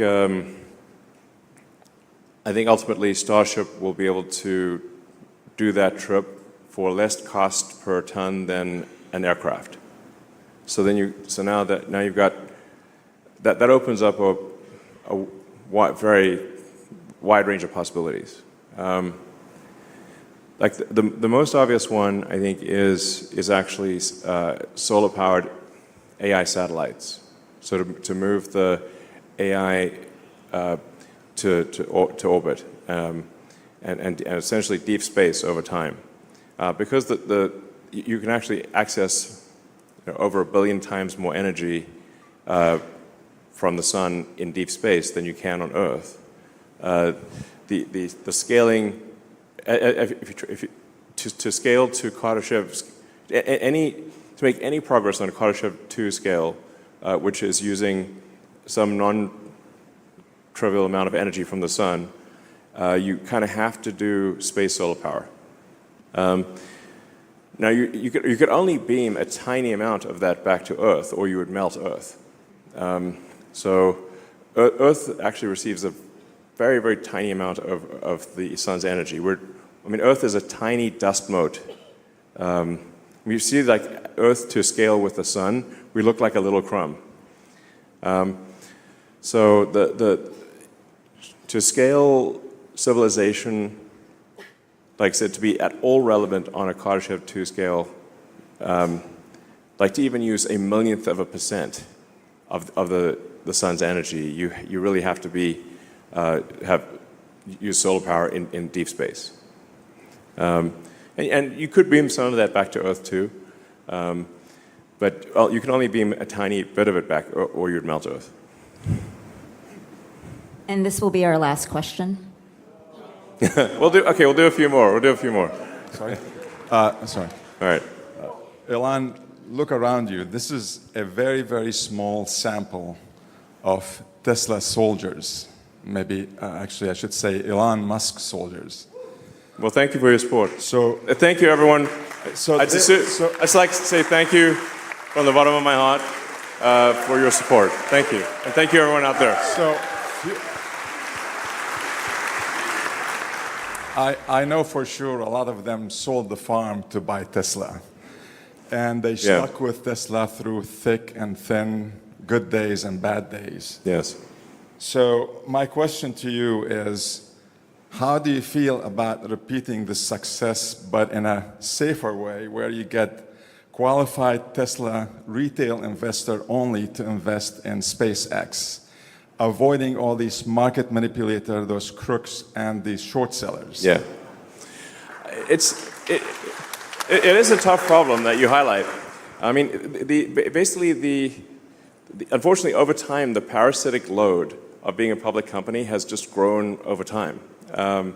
And so you get all these, like, spurious lawsuits, obviously, and they just make it very difficult to operate effectively as a public company. But I do want to try to figure out some way for Tesla shareholders to participate in SpaceX. That would be very cool.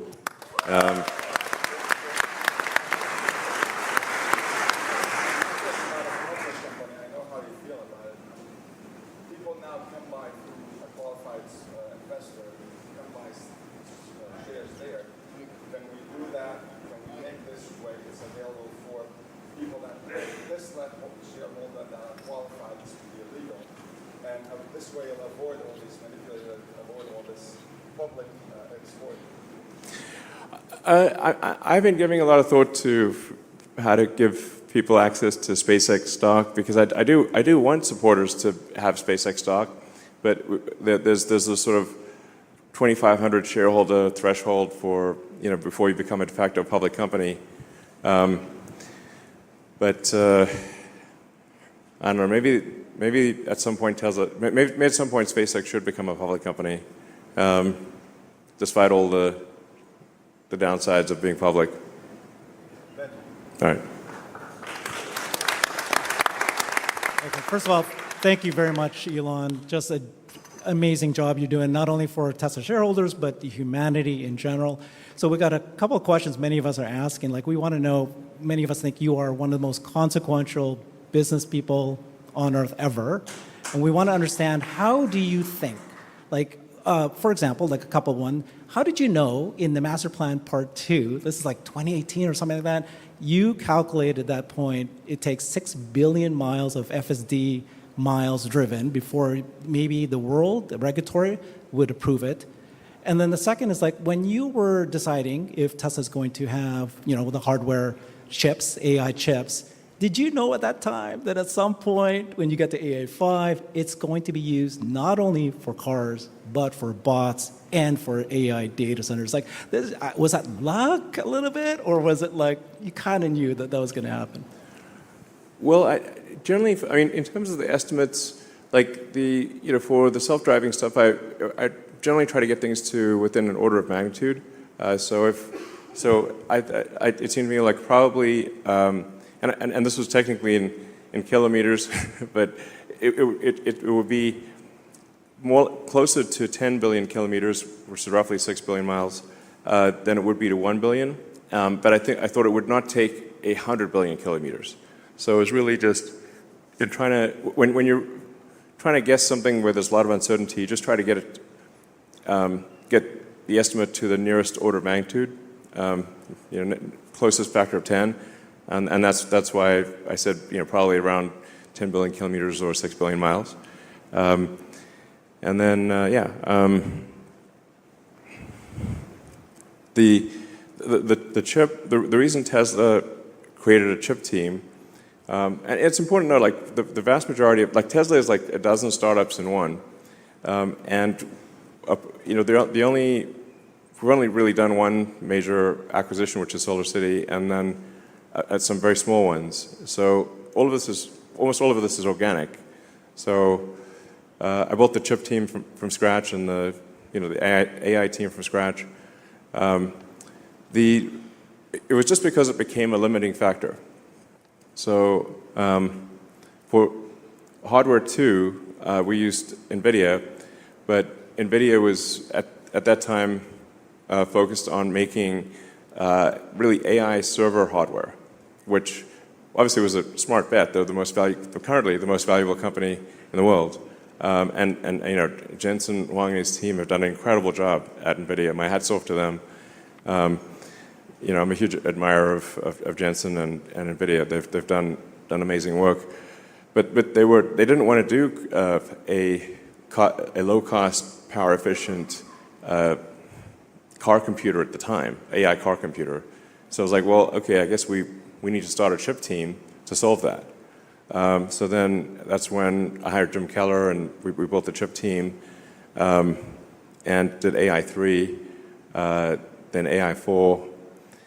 And then, to be honest, we made some mistakes there with AI5, but now AI5 is back on track, and we'll have a very rapid cadence to AI6 and so forth. And this is really necessary for the car to like with AI4, I think we can get to 200 or 300% better than human safety, maybe 400% better.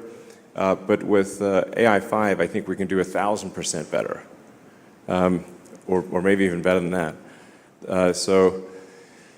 Than human safety. So at a certain point, actually, it might be too much intelligence for a car. I was thinking, like, what if you get stuck in a car and you have too much intelligence? But then one of the things we could do is, when the car is idle, is use the car as a massive distributed AI inference fleet. So, with the consent of customers, we're like, do you want your car to earn money for you while it's sitting in your garage at night? I don't know, we'll pay, $100 a month or $200 a month or whatever the right number is, if you allow Tesla to do AI inference workloads when you're not using your car. So that will also help the AI in the car not get bored. Because I sort of imagine, what if I got stuck in a car, and then and the highlight of your day was driving. It's but they don't always want to drive. So then what do you do the rest of the time? So I think Tesla could actually end up having the largest. Tesla might end up having the most amount of AI inference compute in the world. If you think maybe if we had 100 million car fleet, and at some point we may have more than 100 million car fleet, and they'll have AI 6, AI 7, and if you're able to run a kilowatt of inference on 100 million car fleet, now you've got 100 gigawatts of distributed inference with built-in cooling and power electronics and distributed power. Probably the market's valuing that as 0.0 right now, is my guess. But it seems like an obvious thing to do. If you've got distributed inference AI and you've got the power and the cooling, which is very difficult to do the power and the cooling, and 100 gigawatts is a lot. I mean, the average, as I said, the average power consumption in the U.S. I think is around 460 gigawatts that's the entire electrical consumption of the U.S. So if you did 100 gigawatts, that would be a pretty big number. But yeah, it's basically something as a limiting factor, and then we take actions to address the limiting factor. A quick follow-up. Thank you for that very much. A request for you. So you guys just unveiled the Cyber Bear. Looks fantastic. Oh, yeah. We'd like to, it's beautiful. We'd want you guys, or maybe do a Cyber Bull here in Giga, Texas. My name's Herbert. I've got a Brighter with Herbert channel on YouTube. This is the Cyber Bulls. We are representing the Tesla Bulls, and we stand with you, Elon. But wouldn't it be cool to have a Cyber Bull right here in Texas? Like a cyber longhorn? Cyber Longhorn. All right, sure. We'll do a Cyber Longhorn for the factory. All right. Good afternoon. I'm very excited to ask this question. I've dreamed of giving away a Tesla for a very, very long time. And I finally wore EVJect down enough that they're willing to foot the bill for it. But it turns out to give away a Tesla, I have to have your permission to say we're giving away a Tesla. So it's a simple question. You can just give it away. You don't have to do anything. Tesla doesn't have to do. We're going to go through the normal channels. We'll buy it from a store. All that stuff. You can give away a Tesla. It's totally cool. Yeah. But certainly you don't need my permission to give away a car. We'll take maybe a couple more questions and then call it a night. Over here. All right. Hi, Elon. My name is Jonathan. You mentioned that the Roadster will have more tech than all the James Bond vehicles combined. Do you think there's any possibility that any of that tech will make it into the current vehicle lineup? No. And to follow up on that, do you have any estimate of production or delivery timelines for the Roadster? I guess, so we're aiming for the product unveiled will be of the Roadster 2, which will be very different from what was shown previously. That demo event will be April 1st of next year. I have some deniability because, I could say I was just kidding. But we are actually tentatively aiming for April 1st for this, what I think will be the most exciting, whether it works or not, demo ever of any product. And then I guess production is probably about 12 to 18 months after that. I think production is probably a year or so after that. Oh, well, I can't give away the secrets, but you won't be disappointed. All right, we'll take one last question, I guess. Hey, Elon. All right. 3 last questions? Okay. Hi, Elon. I'm really excited about this future of sustainable abundance that we're talking about. I mean, you're going to be saving a lot of lives with FSD, but the number of lives that would be saved and improved with this future vision you have is really inspiring and very exciting. So even today, you've mentioned, though, that in a post-scarcity world, the role of money could diminish or become obsolete. Mm-hmm. Given that much of today's power, including yours, is tied to wealth, do you think achieving this abundance would require powerful people to relinquish their power? And how might we address resistance from those who hold power to make this vision a reality? Well, I mean, I think actually long term, the AI is going to be in charge, to be totally frank, not humans. If artificial intelligence vastly exceeds the sum of human intelligence, it is difficult to imagine that any humans will actually be in charge. So we just need to make sure the AI is friendly. Yeah? Thank you. Was that the question? Go ahead, sure. Yes. Okay. Sorry, Elon. Okay. Yeah. So I'm Cybercat on X, and I'm doing YouTube and content creator. There's one thing I always heard about Tesla owners or people who want to buy Tesla complain about, that is about super expensive insurance, right?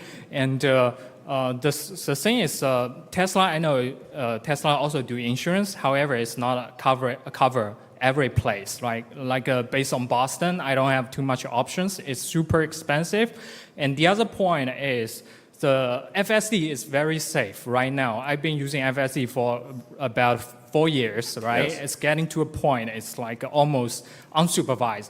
However, the insurance still does not take this into consideration. They don't ask you whether you have FSD or not, and they don't know how much you travel with FSD, and that is not a part of the risk prediction kind of thing, right? So I feel like what's your thought about insurance going forward, especially when we're getting close to the autonomy? What is path, like either using your own or with the external partnership? For example, there's a company called Lemonade. Okay, we do need to not have the questions be super long. I mean, Tesla Insurance is trying to expand as quickly as possible, but the regulatory structure for insurance is extremely complex and works on a state-by-state basis. So it's really somewhat of a racket. The rules for insurance are different with every state. It's a very, very complicated thing. So but I'm aware that insurance often is too expensive and doesn't take the right things into account. So all I can say to that is, yeah, we'll keep expanding Tesla Insurance. When the car is operating as a cybercab, Tesla will simply self-insure, so that kind of solves that. Insurance is a real pain in the neck, for sure. Okay.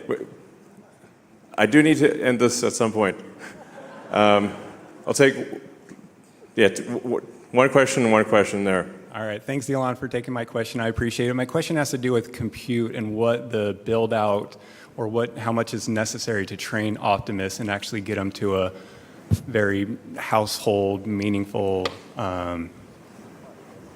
robot that can do things, and if the partnership with XAI would help accelerate that.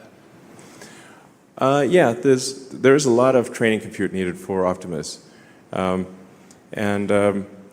the AI chip in the robot is relatively weak because it's really limited on power.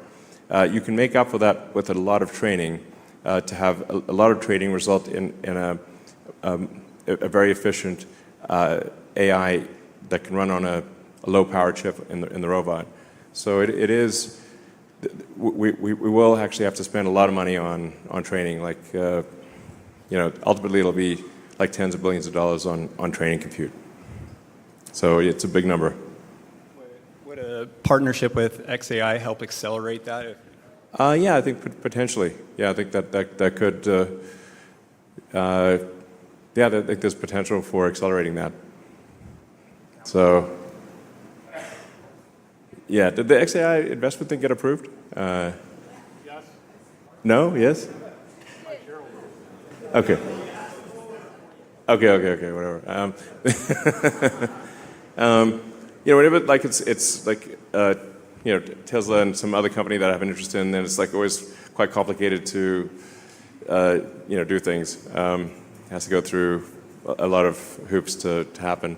But I do think there's a lot of potential for collaboration with XAI in the future and with SpaceX. So, all right. Okay, this is the last one.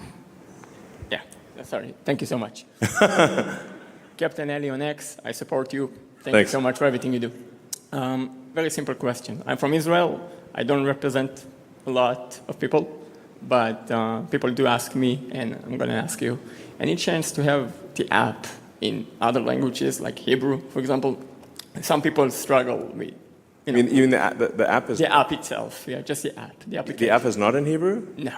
Oh. And a lot of people don't speak English, so it's okay. weird. Shoot, I thought we had it in all languages. Okay, well definitely the app needs to be in all languages. All right. So, all right.